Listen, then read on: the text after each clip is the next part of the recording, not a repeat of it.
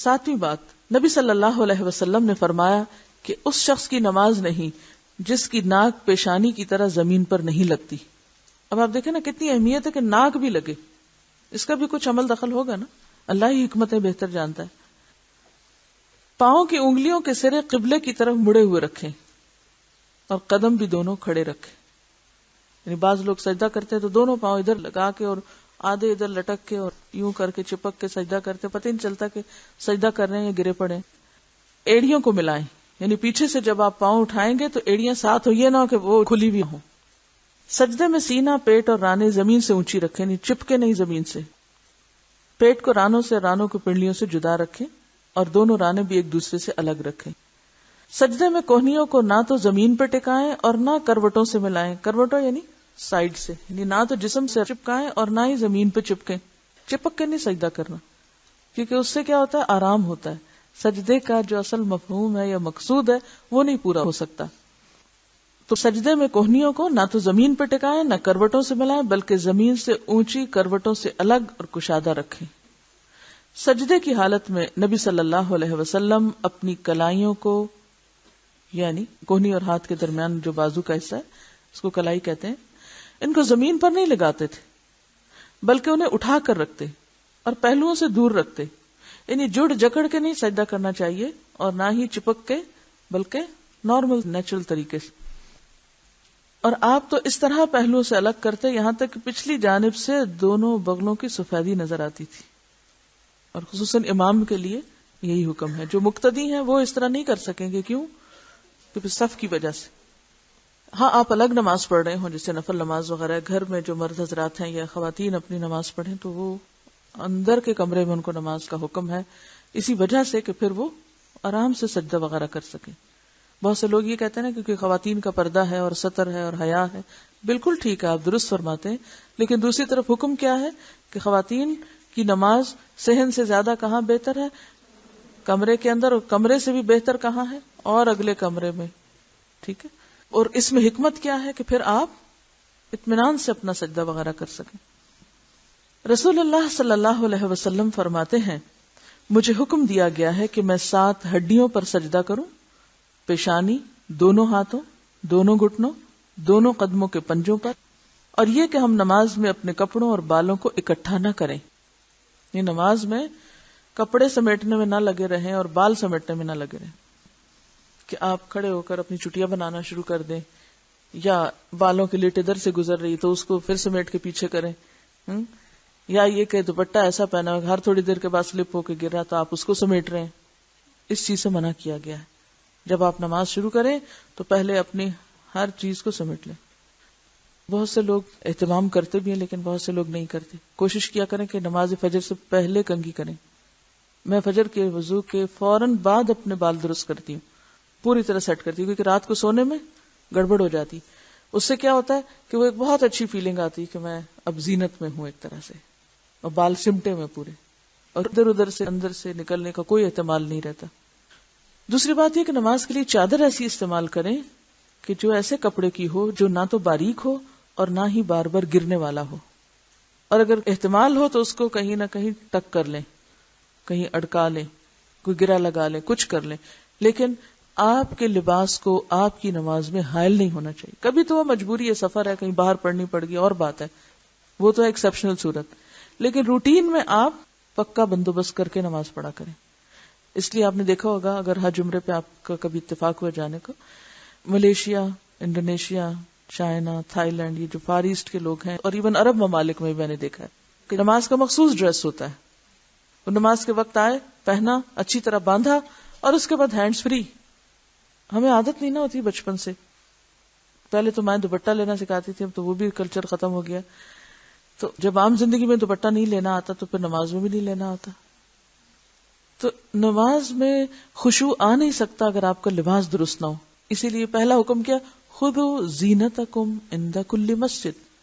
تو زینت میں آپ کے بال بھی اور آپ کے لباس بھی شامل ہے. تو اس میں آپ پوری احتیاط کریں کہ آپ کے اپنے اندر کی فیلنگ ایسی ہونی چاہیے بالوں اور لباس کے اعتبار سے کہ جب آپ نماز کے لیے جائیں تو آپ کا دھیان ان 2 چیزوں کی طرف نہ ہو، ان سے آپ بے فکر ہو جائیں. تو یہ جو 7 اعضاء ہیں ان کو زمین سے ٹچ کرنا چاہیے اور ان کے اوپر سجدہ ہونا چاہیے.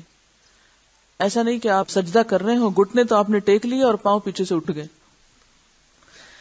عورتیں بازو نہ بچھائیں. بہت سی عورتیں سجدے میں بازو بچھا لیتی ہیں اور پیٹ کو رانوں سے ملا کر رکھتی ہیں اور دونوں قدموں کو بھی زمین پہ کھڑا نہیں کرتی. واضح رہے کہ یہ طریقہ رسول اللہ صلی اللہ علیہ وسلم کے فرمان کے خلاف ہے. رسول اللہ صلی اللہ علیہ وسلم نے فرمایا تم میں سے کوئی، یعنی تم میں سے کوئی کا لفظ آتا ہے احدکم، تو کوئی ایک، مرد اور عورت دونوں شامل ہو سکتے ہیں اس میں، اپنے بازو سجدے میں اس طرح نہ بچھائے جس طرح کتا بچھاتا ہے. کتے کے بیٹھنے کی پوزیشن دیکھی ہوگی آپ نے، پورے ہاتھ سامنے رکھے ہوتے ہیں. تو نبی صلی اللہ علیہ وسلم کے اس فرمان سے صاف ظاہر ہے کہ نمازی کو اپنے دونوں ہاتھ زمین پر رکھ کر دونوں کونیاں زمین سے اٹھا کر رکھنی چاہیے.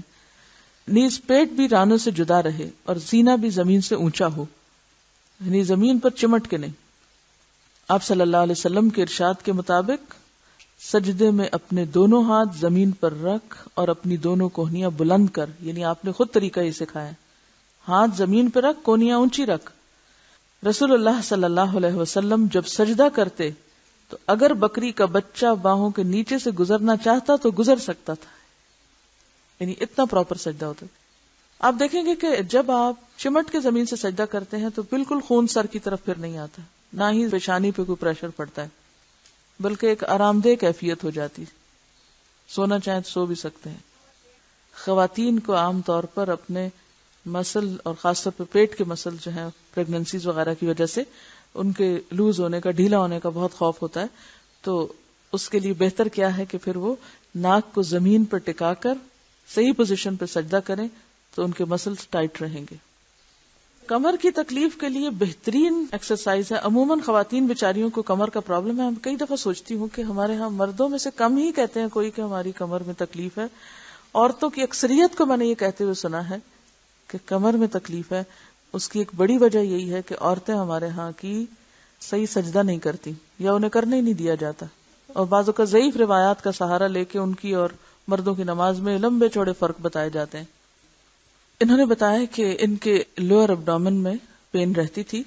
ڈاکٹر نے بتایا کہ ان کے یوٹرس کی پوزیشن ٹھیک نہیں، تو اس پر انہوں نے ان کو ایک ایکسرسائز تجویز کی، اور وہ یہ تھی کہ جس طرح مرد حضرات سجدہ کرتے ہیں اس طرح دن میں 3 بار 15-15 منٹ کے لیے اسی پوزیشن میں رہیں، اور صرف اس طریقے پر عمل کرنے سے ان کی تکلیف دور ہو گئی.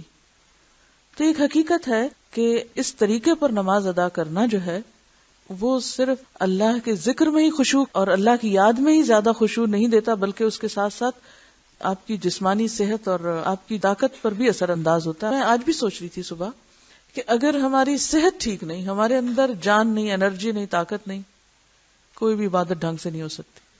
نہ لمبا قیام ہو سکتا ہے، نہ لمبے سجدے ہو سکتے ہیں، نہ لمبے رکوع ہو سکتے ہیں. ہمت ہی نہیں. ہمت کیوں نہیں؟ اس میں ایک وجہ، باقی سارے اسباب دیکھ لیجئے صحت کی خرابی کے، اس میں سے ایک سبب غیر فطری زندگی بسر کرنا ہے، سنت کے خلاف جانا ہے.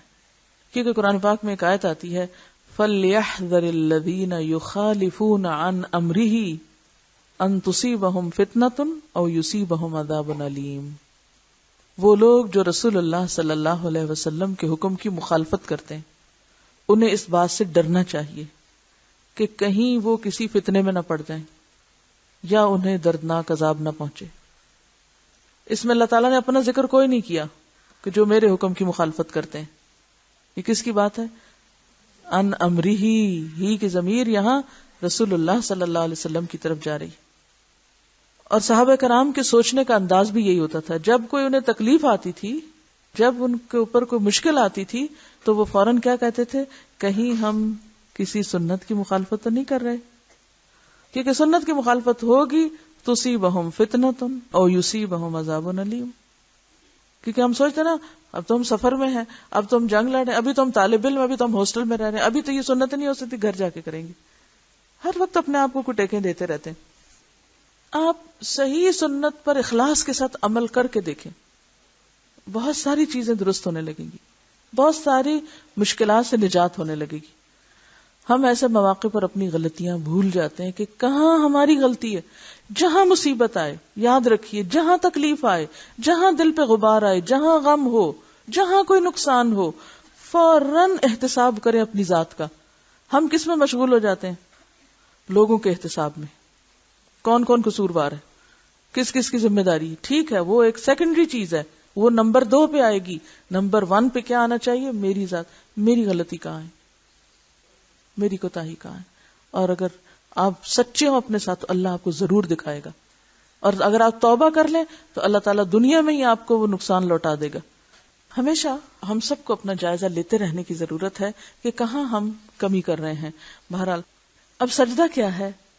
قرب کا اعلیٰ ترین مقام، سرگوشی کی اعلیٰ ترین جگہ، نہایت درجہ قرب الہی. حضرت ابو ہریرہ رضی اللہ عنہ روایت کرتے ہیں کہ رسول اللہ صلی اللہ علیہ وسلم نے فرمایا، دراصل بندہ سجدے کی حالت میں اپنے رب سے بہت نزدیک ہوتا ہے، پس سجدے میں بہت دعا کرو. اللہ تعالیٰ تو بندے سے ہر حال میں نزدیک ہوتا ہے، لیکن سجدے کی حالت میں بندہ اس کے بہت نزدیک ہو جاتا ہے. یہی وجہ ہے کہ نبی صلی اللہ علیہ وسلم سجدے میں بڑی عاجزی اور اخلاص سے دعائیں مانگتے تھے. رسول اللہ صلی اللہ علیہ وسلم عام طور پر زمین پر سجدہ کرتے تھے، اس لیے کہ مسجد نبوی میں فرش نہ تھا، کچی زمین تھی. صحابہ کرام سخت گرمی میں نماز ادا کرتے اور زمین کی گرمی کی وجہ سے اگر وہ زمین پر پیشانی نہ رکھ سکتے تو سجدے کی جگہ کپڑا رکھ لیتے اور اس پر سجدہ کرتے. یعنی وہ کپڑا صرف کب رکھتے تھے؟ جب سخت گرمی ہوتی اور زمین پہ سر رکھنا مشکل ہوتا، ورنہ ڈائریکٹ ان کا جو کانٹیکٹ تھا وہ زمین کے ساتھ ہوتا تھا. لہذا زمین کے اندر سے جو ریز اٹھتی ہیں وہ بھی انسانی جسم میں داخل ہوتی ہیں اور ان کا بھی انسان کے اوپر اثر رکھتا ہے، مگر ہم نے اتنی تہیں چڑھا لی ہیں تو پھر سجدے کا لطف کہاں. جب انسان مٹی پر ڈائریکٹ پیشانی رکھتا ہے تو اس کے احساسات تبدیل ہوتے ہیں. تجربہ کر کے دیکھیں، کبھی لان میں بغیر جائے نماز کے پڑھ کے دیکھیں تو جب پیشانی اور ناک خاک آلود ہوتا ہے، کبھی ہفتے میں ایک بار صحیح، کبھی مہینے میں ایک بار صحیح، کبھی دن میں ایک بار صحیح، تو لازمی طور پر اپنی کم مائگی کا بھی احساس ہوتا ہے کہ میں کوئی چیز نہیں ہوں. اور دل سے تکبر ختم کرنے کے لیے ایک بہترین نسخہ بھی ہے. جب انسان مٹی پہ سجدہ کرے تو مٹی کی خوشبو بھی آتی ہے، اس کو قبر خوب یاد آتی ہے. اور یہ حقیقت آپ میں سے جن لوگوں نے کبھی سفر میں، حضر میں ایسا تجربہ کیا ہو، کچی زمین پہ نماز پڑھی ہو سکتا نہیں کہ قبر یاد نہ آئی ہو. ہم چونکہ فطرت سے دور ہوئے، ہم نے مصنوعی زندگی اختیار کر لی، تو وہ جو عبادات کی روح تھی وہ بھی فراموش ہو گئی. ہمارے یہاں ایک مشکل یہ ہے کہ یہ کانسیپٹ بھی نہیں ہے کہ زمین پہ سجدہ ہو سکتا ہے. اگر آپ کبھی یہ جرات کاری لیں گھر میں یا کہیں باہر تو فوراً لوگ پہنچ جائیں گے جائے نمازیں لے کے، آپ کی نماز میں خلل ڈال کے آپ کے آگے بچانے کی کوشش کریں گے. تو اس میں آپ دیکھیے کہ کبھی کر کے تو دیکھیں. یہ زمین صاف ہے، پاک ہے. آپ نے فرمایا نا کہ ساری زمین میرے لیے کیا بنا دی گئی ہے؟ سجدہ کا. تو زمین پر جب تک کوئی نجاست نہ ہو، کوئی ناپاک چیز نہ ہو، تو بظاہر اگر صاف ہے تو پاک ہے، وہ نماز پڑھ سکتے ہیں. نماز کے لیے جائے نماز بچھانا شرط نہیں ہے، صاف ستھری جگہ کا ہونا شرط ہے. اور جہاں ہم دیکھ رہے ہیں کہ صحابہ کرام جو ہیں وہ زمین پر ہی نماز پڑھتے ہیں. ایک اور روایت میں آتا ہے کہ رمضان المبارک کی 21ویں رات تھی، بارش برسی اور مسجد کی چھت ٹپک پڑی اور آپ صلی اللہ علیہ وسلم نے کیچڑ میں سجدہ کیا. آپ کی پیشانی اور ناک پر کیچڑ کا نشان تھا. ایک دفعہ آپ صلی اللہ علیہ وسلم نے بڑی چٹائی پر نماز ادا کی جو زمین پر زیادہ عرصہ پڑی رہنے سے سیاہ ہو گئی تھی. یعنی اس سے یہ بھی پتہ چلتا ہے کہ چٹائی بچھانا درست ہے، جائے نماز بچھانا درست ہے، جائز ہے، منع نہیں ہے. کیونکہ ہم فوراً دوسری ایکسٹریم پہ چلے جاتے ہیں. جب مسئلے کا ایک پہلو بتایا جاتا ہے تو ہم سمجھتے ہیں شاید یہ دوسرے کی نفی ہو رہی، تو بعض اوقات نفی نہیں، اس کی وضاحت ہو رہی ہوتی ہے، یا دوسری چوائس جو ہے وہ بھی دی جا رہی ہوتی ہے. سجدے میں بہشت. رسول اللہ صلی اللہ علیہ وسلم فرماتے ہیں جب آدم کا بیٹا سجدے کی آیت پڑھتا ہے پھر پڑھنے والا اور سننے والا سجدہ کرتا ہے، یہ حدیث کے الفاظ نہیں، وضاحت ہے، پھر سجدہ کرتا ہے تو شیطان روتا ہوا ایک طرف ہو کر کہتا ہے ہائے میری ہلاکت. سجدے کے وقت شیطان کا حال کیا ہوتا ہے؟ آپ کے دشمن کا حال کیا ہوتا ہے؟ رو رہا ہوتا ہے، کہتا ہے ہائے میری ہلاکت، تباہی اور بربادی. آدم کے بیٹے کو سجدے کا حکم دیا گیا، اس نے سجدہ کیا، پس اس کے لیے بہشت اور مجھے سجدے کا حکم دیا گیا، میں نے نافرمانی کی، پس میرے لیے آگ ہے۔ تو سجدہ قرب الہی کا ذریعہ بھی ہے اور سجدہ جنت میں جانے کا ذریعہ بھی ہے۔ طویل سجدہ کرنا، عام طور پر رسول اللہ صلی اللہ علیہ وسلم کا سجدہ رکوع کے برابر لمبا ہوتا تھا، کبھی کبھی کسی عارضے کی بنا پر زیادہ لمبا کرتے۔ یہاں عارضے سے مراد بیماری تکلیف نہیں ہے، یہاں یعنی کسی وجہ سے، یعنی کسی خاص مخصوص وجہ سے زیادہ لمبا بھی سجدہ کر لیتے۔ ایک دفعہ آپ ظہر یا عصر کی نماز میں حسن یا حسین رضی اللہ عنہما کو اٹھائے ہوئے تھے۔ آپ نماز کی امامت کے لیے آگے بڑھے اور انہیں اپنے قدم مبارک کے قریب بٹھا لیا، یعنی بچے کو پاس بٹھا لیا۔ پھر آپ نے نماز شروع کی اور لمبا سجدہ کیا۔ جب آپ نے نماز ختم کی تو لوگوں نے عرض کیا، یا رسول اللہ صلی اللہ علیہ وسلم، آپ نے اس نماز میں ایک سجدہ بہت لمبا کیا، یہاں تک کہ ہمیں خیال گزرا کہ کوئی واقعہ رونما ہو گیا ہے۔ اب ظاہر ہے سبھی سجدے میں تھے پیچھے، کوئی بھی اٹھ کے نہیں دیکھ سکتا تھا کہ ہوا کیا ہے، وہ پریشان ہو گئے۔ ہمیں خیال گزرا کہ کوئی واقعہ رونما ہو گیا یا پھر وہی نازل ہو رہی ہے۔ آپ نے فرمایا، ایسی کوئی بات نہیں تھی، بس میرا بیٹا میری کمر پر سوار ہو گیا تو میں نے یہ بات پسند نہ کی کہ سجدے سے جلدی سر اٹھا کر اسے پریشانی میں مبتلا کروں۔ بچے کے جذبات کا بھی اتنا خیال ہے۔ بہشت میں رسول اللہ صلی اللہ علیہ وسلم کا ساتھ حضرت ربیعہ بن کعب رضی اللہ عنہ روایت کرتے ہیں کہ میں رسول اللہ صلی اللہ علیہ وسلم کی خدمت میں رات گزارتا تھا، یعنی آپ کے قریب رات گزارتا تھا۔ آپ کے لیے وضو کا پانی اور آپ کی دیگر ضرورت یعنی مسواک وغیرہ لاتا تھا، یعنی آپ کے خادم تھے۔ ایک رات خوش ہو کر آپ نے مجھے فرمایا، کچھ مانگو دیے جاؤ گے۔ میں نے کہا، بہشت میں آپ کی رفاقت چاہتا ہوں۔ کیا سودا کیا؟ آپ نے فرمایا، اس کے علاوہ کوئی اور چیز؟ اب غیر ذالک؟ میں نے کہا، بس یہی۔ قال هو ذاک۔ پھر آپ نے فرمایا، بس اپنی ذات کے لیے سجدوں کی کثرت سے میری مدد کرو، اگر میرے ساتھ رہنا چاہتے ہو تو پھر سجدے زیادہ کرو۔ جس طرح معالج مریض کو کہے کہ حصول شفا کے لیے میں تیرے لیے کوشش کرتا ہوں اور تو میری ہدایات کے مطابق دوائی اور پرہیز کرنے کے ساتھ میری مدد کر، اسی طرح آپ نے ربیعہ کو فرمایا کہ میں تیرے حصول مدعا کے لیے دعا سے کوشش کرتا ہوں، تو سجدوں کی کثرت کے ساتھ میری کوشش میں میری مدد کر، اس طرح تجھے بہشت میں میری رفاقت حاصل ہوگی۔ ہم لوگ عام طور پر دوسروں کو کیا کہتے رہتے ہیں؟ میرے لیے دعا کرو، لیکن خود کوئی کوشش نہیں کرتے۔ آپ صلی اللہ علیہ وسلم نے انہیں کیا فرمایا کہ تم اگر میری شفاعت چاہتے ہو، دعا چاہتے ہو، تو پھر سجدے کثرت سے کرو۔ ہم شفاعت کا مطلب کیا لیتے ہیں کہ کچھ پھر کرنے کی ضرورت نہیں، کام تو ہو ہی جانا ہے۔ حضرت ثوبان نے رسول اللہ صلی اللہ علیہ وسلم سے جنت میں لے جانے والا عمل پوچھا، میں جنت میں جانا چاہتا ہوں، مجھے کوئی طریقہ بتائیے۔ آپ نے فرمایا، اللہ کے لیے سجدوں کی کثرت لازم کر، پس تیرے ہر سجدے کے بدلے اللہ تیرا درجہ بلند کرے گا اور اس کے سبب سے گناہ مٹائے گا۔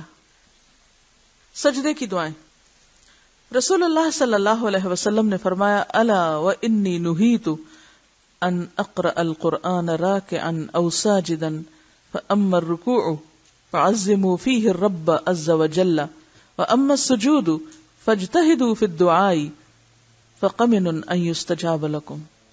خبردار، میں رکوع اور سجدے میں قرآن حکیم پڑھنے سے منع کیا گیا ہوں، پس تم رکوع میں اپنے رب کی عظمت بیان کرو اور سجدے میں خوب دعا مانگو، تمہاری دعا قبولیت کے لائق ہوگی، یعنی قبول کی جائے گی۔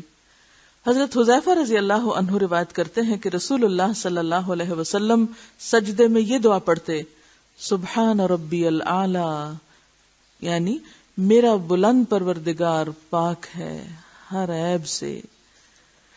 حضرت ابن مسعود رضی اللہ عنہ روایت کرتے ہیں کہ نبی اکرم صلی اللہ علیہ وسلم نے فرمایا، جس نے سجدے میں 3 مرتبہ سبحان ربی الاعلی پڑھا اس نے سجدہ پورا کیا، مگر یہ ادنا درجہ ہے۔ یہ کس نے فرمایا ادنا درجہ ہے؟ کس کا فرمان ہے ادنا درجہ ہے؟ رسول اللہ صلی اللہ علیہ وسلم کا، یہ حدیث بیان ہو رہی ہے۔ سبحان ربی الاعلی وبحمدہ، چوتھی تسبیح کیا ہے؟ سبحان ربی الاعلی وبحمدہ۔ کیا معنی اس کا؟ میرا بلند پروردگار پاک ہے، میں اس کی تعریف کرتا ہوں۔ اب آپ دیکھیں پہلی اور دوسری تسبیح میں کیا فرق ہے؟ وبحمدہ کا اضافہ ہے، ٹھیک ہے؟ اب آپ دیکھیے کہ آپ صلی اللہ علیہ وسلم تبدیل کر کر کے دعائیں پڑھیں گے. کیوں؟ توجہ رہے. جی ہاں. حضرت عائشہ فرماتی ہیں کہ رسول اللہ صلی اللہ علیہ وسلم اپنے رکوع اور سجدے میں کثرت سے یہ دعا پڑھتے تھے, سبحانک اللہم ربنا وبحمدک اللہم اغفر لی. اب آپ کا سوال کیا آئے گا؟ 3 دفعہ پڑھیں, پہلے وہ پڑھیں اور پھر یہ پڑھیں, یا پھر دونوں پڑھ سکتے ہیں؟ ایسے سوال کب ذہن میں آتے ہیں؟ ایسے سوالوں کی کوئی وضاحت کی نہیں گئی, آپ صلی اللہ علیہ وسلم نے نہیں بتایا. ہمیں کیوں سوچتے ہیں ایسے سوال؟ کوئی وجہ بتائے گا؟ ہاں؟ ایسے سوال کیوں سوچتے ہیں؟ ہماری توجہ زیادہ تعداد کی طرف ہمیشہ رہتی ہے. ذکر میں بھی ہر چیز میں تعداد ہمیں بہت امپورٹنٹ لگتی ہے, کیونکہ ہم ذکر کو کیا سمجھ کے کرتے ہیں؟ منتر. منتر میں کیا ضروری ہوتا ہے؟ تعداد ضروری ہوتی ہے. ہمیشہ کوالٹی پہ جائیں. کوالٹی سے کہا ہوا ایک لفظ جو ہے وہ بھی بہت بڑا ہو جائے گا, اور بے روح ہزار پڑی ہوئی دفعہ چیز بھی بے فائدہ ہے. ہم نے اصل میں اس کو ریچول بنا لی. اب دیکھتے ہیں کہ سجدے میں دعائیں کیسے. اب جو ہی دعا کا لفظ آتا ہے تو وہ جو تصویریں دکھا کے ہمیں ہر وقت دعا کا لفظ آتے ہی ہمارے ہاتھ کھڑے ہوتے ہیں. ہم سمجھتے ہیں ہاتھ کھڑے کیے بغیر دعا ہو ہی نہیں سکتی. نبی صلی اللہ علیہ وسلم ہر دعا کے وقت ہاتھ نہیں کھڑے کیا کرتے تھے. اس طرح تو پھر ساری نماز میں ہی آپ ہاتھ کھڑے رکھیں گے. استفتاح کی دعا پڑھیں گے, اللہم باعث بینی و بین خطایا, تو ہاتھ یہی ہونے چاہیے. سورۃ فاتحہ پڑھیں تو ہاتھ یہی ہونے چاہیے. اور اگر انا فی خلق السماوات والی آیت آخر تک آپ نے پڑھ لی تو اس میں تو بہت ساری دعائیں, پھر ہاتھ یہی ہونے چاہیے. رکوع میں دعائیں پڑھی تو پھر ہاتھ یہی ہونے چاہیے. سجدے میں پڑھی تو پھر ہاتھ یہی ہونے چاہیے. کیونکہ ابھی پیچھے سے سوال آ رہا تھا کہ کیا سجدے میں اگر ہم دعا کریں گے تو ہاتھ سیدھے رکھیں گے کہ الٹے رکھیں گے؟ ٹھیک ہے, مانگنے کے لیے ہاتھ کا استعمال اچھا ہے, مگر شرط نہیں ہے. اصل مانگنا دل میں مانگنا ہے. ذکر ہر حالت میں, دعا بھی ہر حالت میں, چھوٹی چھوٹی چیزوں پر دعا, اور ہر دعا کے وقت ہاتھ کھڑے کرنا ضروری ہے. چلیے دیکھتے ہیں اور کیا دعائیں پڑھتے تھے آپ. حضرت عائشہ رضی اللہ عنہا کہتی ہیں کہ رسول اللہ صلی اللہ علیہ وسلم اپنے رکوع اور سجدے میں یہ کہتے تھے, سبوح قدوس رب الملائکۃ والروح, فرشتوں اور روح کا پروردگار نہایت ہی پاک ہے.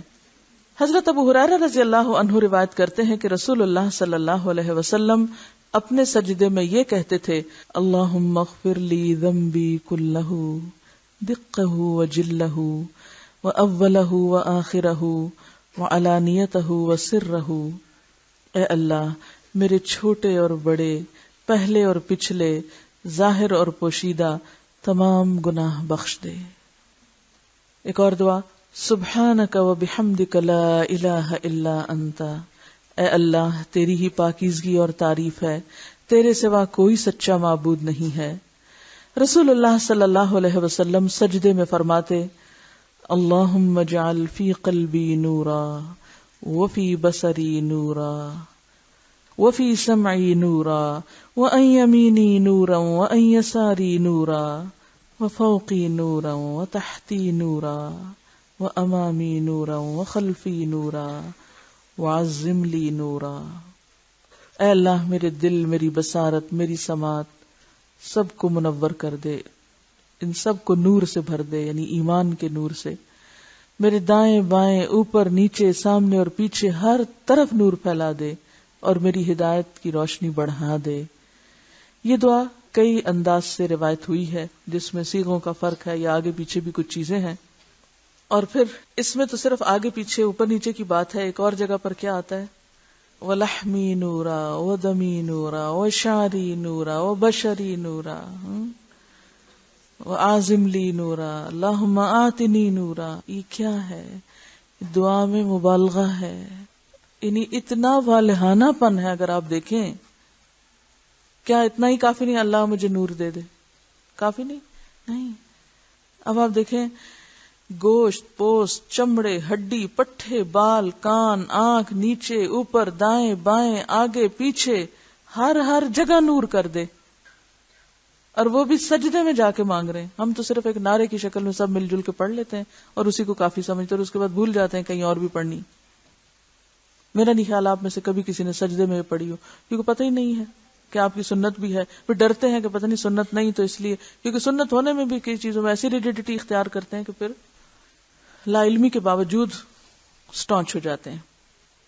اب آپ دیکھیں اللہ کی ذات خود نور ہے، اللہ نور السماوات والارض، اللہ کا دین بھی نور ہے، اس کی کتاب یعنی قرآن کے لیے بھی لفظ قرآن میں نور آیا ہے، ہدم و نور۔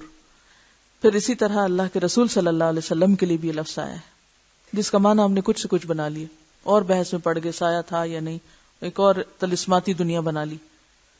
حالانکہ نور کا معنی کیا؟ جب قرآن نور ہے تو ہم یہ کہیں گے قرآن کا سایہ کوئی نہیں، ہم اس چکر میں پڑ جائیں گے؟ نہیں۔ تو بات یہ ہے کہ ان تمام چیزوں میں ہمیں یعنی اس ساری دعا کے اندر جو اصل روح ہے وہ کیا ہے؟ کس چیز کی خواہش ہے؟ طلب کس چیز کی ہے؟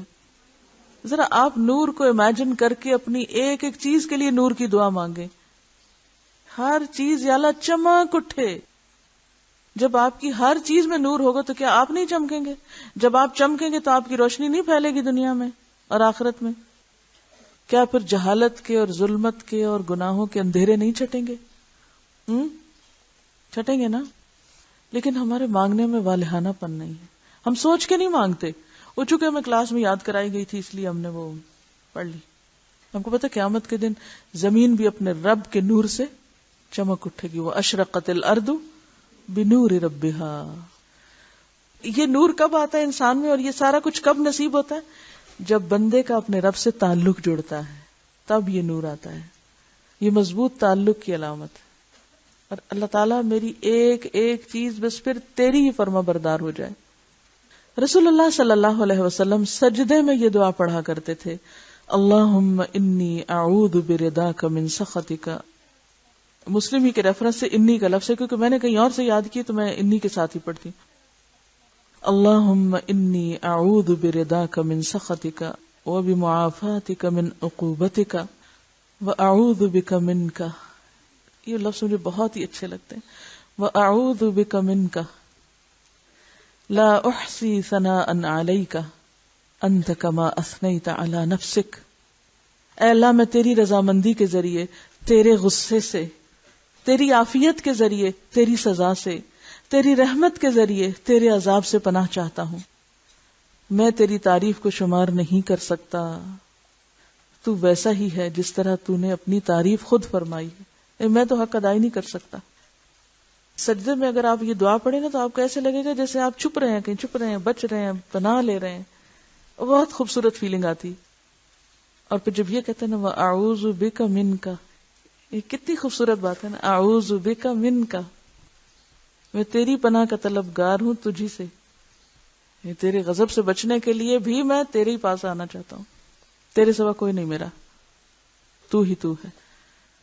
حضرت علی بن ابی طالب بیان کرتے ہیں کہ رسول اللہ صلی اللہ علیہ وسلم جب سجدے میں جاتے تو یہ دعا پڑھتے، اللہم لک سجدت وبک آمنت ولک اسلمت سجد وجہی للذی خلقہ وصورہ وشق سمعہ وبصرہ تبارک اللہ احسن الخالقین۔ اے اللہ تیرے لیے میں نے سجدہ کیا، میں تجھ پر ایمان لایا، میں تیرا فرما بردار ہوا، میرے چہرے نے اس ذات کو سجدہ کیا جس نے اسے پیدا کیا، اس کی اچھی صورت بنائی، اس کے کان اور آنکھ کو کھولا، بہترین تخلیق کرنے والا اللہ بڑا ہی بابرکت ہے۔ رسول اللہ صلی اللہ علیہ وسلم نے نماز عشاء میں سجدے کی آیت تلاوت کی تو سجدہ کیا، نماز عشاء میں آیت سجدہ کی تلاوت کی تو سجدہ کیا۔ اس سے کیا پتہ چلتا ہے؟ فرض نماز میں اگر قرآن کا وہ حصہ آپ پڑھ رہے ہیں جس میں آیت سجدہ آ گئی تو آپ کیا کریں گے؟ وہیں رک کر آیت مکمل کر کے پہلے ڈائریکٹ جا کے زمین پہ سجدہ کر کے پھر کھڑے ہو کر اگلی آیت کریں گے۔ آپ صلی اللہ علیہ وسلم سجدے کی آیت تلاوت کرتے اور سجدہ تلاوت میں یہ پڑھتے، سجد وجہی للذی خلقہ وشق سمعہ وبصرہ بحولہ وقوتہ فتبارک اللہ احسن الخالقین۔ میرے چہرے نے اس ہستی کو سجدہ کیا جس نے اپنی قدرت اور طاقت سے اسے بنایا، کان بنائے، آنکھیں بنائیں، اللہ جو سب سے بہتر تخلیق کرنے والا ہے بہت بابرکت ہے۔ سجدہ تلاوت واجب نہیں ہے۔ حضرت زید بن ثابت فرماتے ہیں کہ میں نے نبی صلی اللہ علیہ وسلم کے سامنے سورہ نجم تلاوت کی تو آپ نے سجدہ تلاوت نہیں کیا، یہ بخاری کی روایت ہے۔ یعنی کیا بھی گیا اور نہیں بھی کیا گیا. تو اگر کوئی نہ کر سکے تو گناہگار نہیں، کرے تو بہت ہی اچھا. بعض علماء کیوں اس کو واجب کے درجے میں رکھتے ہیں؟ تاکہ لوگ لازمی کیا کریں، اور ہر سجدہ درجے کی بلندی کا ذریعہ. آپ دیکھیں کہ آپ صلی اللہ علیہ وسلم نے نماز میں کیا ہے، کرنا چاہیے، لیکن اگر کسی وقت کوئی نہیں بھی کر سکتا تو گناہگار نہیں ہے. ٹھیک ہے، کرنا افضل ہے. ہمارے یہاں تو اس کو فرض کے درجے میں لے لیتے ہیں نا، لیکن کوئی نہیں بھی کر سکتا تو گناہگار نہیں ہے. وآخر دعوانا ان الحمد للہ رب العالمین. سبحانک اللہم وبحمدک، نشہد ان لا الہ الا انت، نستغفرک ونتوب الیک.